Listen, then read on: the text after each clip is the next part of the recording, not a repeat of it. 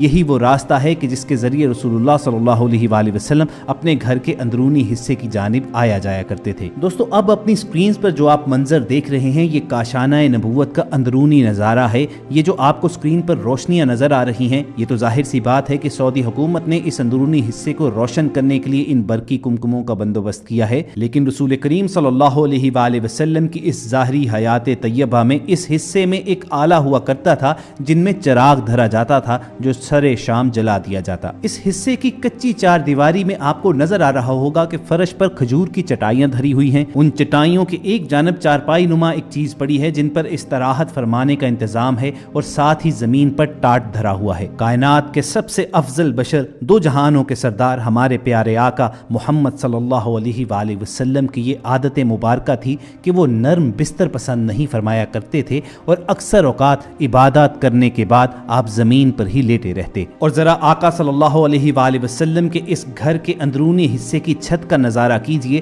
کہ ان پر کھجوروں کی چھال دھر کر اس پر سائے اور پردے کا انتظام فرمایا گیا ہے۔ کاشانہ نبوت کے اندرونی حصے کا جائزہ لیتے ہوئے اگر آپ سامنے دیکھیں تو آپ کو دیوار کے ساتھ کھجور کی کچھ خشک شاخیں پڑی ہوئی نظر آئیں گی، اس کے ساتھ ہی اناج سٹور کرنے کا ایک چھوٹا سا برتن، اس کے ساتھ رسول پاک صلی اللہ علیہ وآلہ وسلم کا اس زمانے میں عصا دھرا ہوتا تھا اور اس کے ساتھ ہی زمین پر وہ برتن پڑے ہیں جن پہ رسول اللہ صلی اللہ علیہ وآلہ وسلم اور ازواج مطہرات کھانا تناول فرمایا کرتے تھے۔ آپ صلی اللہ علیہ وآلہ وسلم کھانے میں انتہائی محتاط طریقہ اختیار کیا کرتے تھے۔ حضرت عبداللہ ابن عباس رضی اللہ تعالیٰ عنہ آپ صلی اللہ علیہ وآلہ وسلم کے طعام کی کیفیت کا تذکرہ اس طرح فرماتے کہ عموماً آپ جو کی روٹی اور سرکہ استعمال کیا کرتے۔ آپ صلی اللہ علیہ وآلہ وسلم یہ دعا بھی فرماتے تھے، اے اللہ آل محمد کے رزق کو بقدر زیست بنا، یعنی زندگی میں جتنا رزق درکار ہے بس اتنا ہی عطا فرما۔ اسی طرح جب آپ صلی اللہ علیہ وآلہ وسلم کے لیے پہاڑوں کو سونا بنانے کی پیشکش کی گئی